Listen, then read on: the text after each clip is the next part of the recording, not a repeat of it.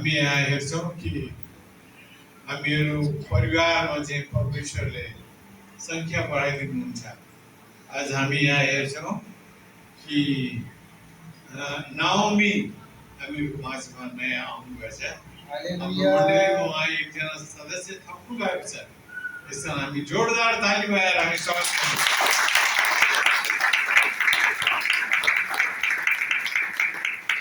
अब हामी अलिकति अगाडि बढ्नेछौँ अनि भन्नुपर्ने कुरा चाहिँ यो समर्पणको सुरुवातमा हामी परमेश्वरलाई धन्यवाद दिन्छौँ, जसले सबै कुरा बनाउनु भयो, सबैलाई जीवन दिनुहुन्छ र यस बालिकाको सृजना गरेर यस शरीरमा जन्म दिनुभयो। दोस्रो चाहिँ यस बालिकाको अभिभावक र मण्डलीको बिचमा एउटा बाचा बन्नेछौँ, जसले गर्दा हामी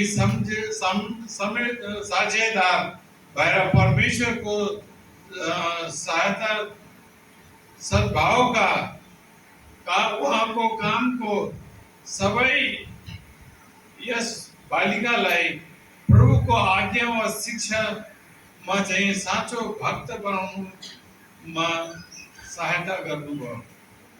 हामी एउटा पद पढ्नेछौँ, व्यवस्था 6 अध्यायको 4देखि 7सम्म। हे इजरायल, सुन, परमप्रभु हाम्रा परमेश्वर एउटै परमप्रभु तिमीहरूलाई कृपा आफ्ना परमेश्वरले आफ्नो सारा हृदयले र आफ्नो सारा प्राणले र आफ्नो सारा समझले प्रेम गर। मैले आज तिमीहरूलाई सुनाएका आज्ञाहरू आफ्नो मनमा राख। ती तिमीहरूले आफ्ना छोराछोरीहरूलाई होशियारी साथ सिकाओ। घरमा बस्दा, बाटोमा हिँड्दा, ढल्केर सुत्दा र वहाँ उठ्दा तिनको चाहिँ चर्चा गर। हामी परमेश्वरको महिमा चाहिँ हामी आफ्नो बालिकाहरूलाई चाहिँ सुनाउनु पर्छ, सिकाउनु पर्छ। जब बालिका चाहिँ ठुली अलि 1.5-2 वर्ष, 2.5 वर्ष, 3 वर्ष हामी बाल सङ्गतिमा पठाउनु पर्छ। अझै ठुलो भएपछि हामी जवान सङ्गतिमा पठाउनु पर्छ। अझै ठुलो भएपछि हामी चाहिँ मण्डलीपछि पठाउनु पर्छ। आमेन। तो हामी यहाँ हेर्छौँ कि परमेश्वरले अचम्मको काम गर्नुहुन्छ। अझै भजन सङ्ग्रह 127को 3 मा चाहिँ के भन्नुभएछ? छोराहरू परमप्रभुले दिनुभएको उत्तराधिकार हुन्, छोराछोरीहरू उहाँका इनाम हुन्। तर परमप्रभुको करुणा आफ्ना भक्तहरू माथि र उहाँको धार्मिकता तिनीहरूका छोराहरूमाथि अनन्तदेखि अनन्तसम्म रहन्छ। तिनीहरूमाथि जसले उहाँको करार पालन गर्दछन्, उहाँका आदेशहरू पालन गर्न ख्याल राख्छन्। आमेन। हामी यहाँ हेर्छौँ कि परमप्रभुले दिनुभएको छोरीहरू उहाँको इनाम हुन्। हाम्रो बलले, हाम्रो ताकतले हुँदैन, यो परमेश्वरको दिएको इनाम हो। त्यसकारण हामी यहाँ हेर्छौँ कि नवीन बाबु र अन्जु बुहारीलाई चाहिँ परमेश्वरले नाओमी दिनुभएछ। अनि यो चाहिँ उहाँको परमप्रभुले उहाँको कोखमा भएको इनाम हो। अब एउटा पद पढेर म फेरि उहाँहरूले बाचा बन्न लगाउँछु। मत्ती 19को 13देखि 15सम्म। यसुले बालकहरूमाथि हात राखी प्रार्थना गर्दिउन् भने मानिसहरूले तिनीहरूलाई उहाँ कहाँ ल्याए।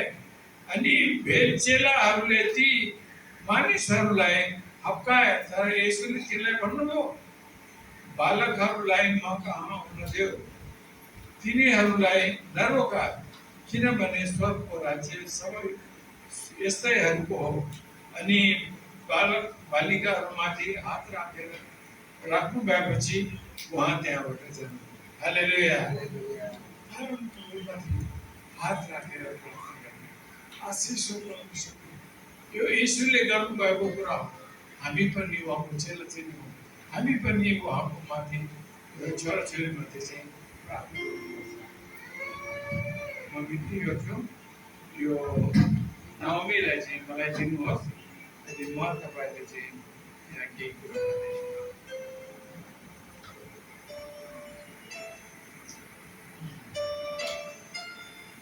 यति सुन्दरी चाहिँ नवमी कस्तो निन्द्रामा सुत्दै गइसक्छ। अनि हामी यहाँ हेर्छौँ, म प्रश्न गर्छु बाबु नवीन र अन्जुलाई कि के तपाईँ यस बालिकालाई परमेश्वरसँग सङ्गति गराउन उहाँको भय राखेर अनि जानेर शरीर प्राण र समाजलाई सेवाको लागि तालिम दिने प्रतिज्ञा गर्नुहुन्छ? अनि के उसलाई क्रिस्चियन विश्वास गर्ने उमेरसम्म तपाईँहरूले सबको जिम्मेवारी निभाउन सक्नुहुन्छ? एउटा प्रश्न चाहिँ यस बालिकालाई चाहिँ तपाईँहरूले क्रिस्चियन शिक्षा दीक्षा दिनुहुन्छ? हामी परमेश्वरलाई धन्यवाद दिनु। तपाईँहरू हात उठाउनुहोस्, म यो बालिकाको लागि प्रार्थना गर्छु। आउनुहोस्, सबैजना हात उठाउनुहोस्, आँखा बन्द गर्नुहोस्, म प्रार्थना गर्नेछु नवमीको लागि है। महान परमेश्वर पिता, हामी तपाईँले धन्यवाद चाहन्छौँ। तपाईँ जीवित र अनुग्रही परमेश्वर पिता हुन्छ। नवमीलाई तपाईँले लिनुहोस्, अनुग्रह गर्नुहोस् यो संसारमा, यो मण्डलीमा अनि नवीन बाबुको परिवारमा तपाईँ आशिषको स्रोत तुल्याउनु भएछ। यसलाई हामी कोटि कोटि धन्यवाद छ। प्रभु यो बालिकालाई शिक्षा दीक्षा दिनलाई, हुर्काउन बढाउनलाई उहाँहरूलाई ज्ञान बुद्धि दिनुहोस् अनि क्रिस्चियन शिक्षा दीक्षा दिएर हुर्काउन बढाउनलाई ज्ञान बुद्धि दिएर अनुग्रह गर्नुहोस्। उहाँको पोल्टाहरूमा खाँदी खाँदी पेश गरी नाप्टाउने गरी अनि रुपियाँ पैसा धन मान इज्जत सम्मान भरिदिनुहोस् भनेर बिन्ती गर्छ। आदर गर्नुहोस्। आमेन।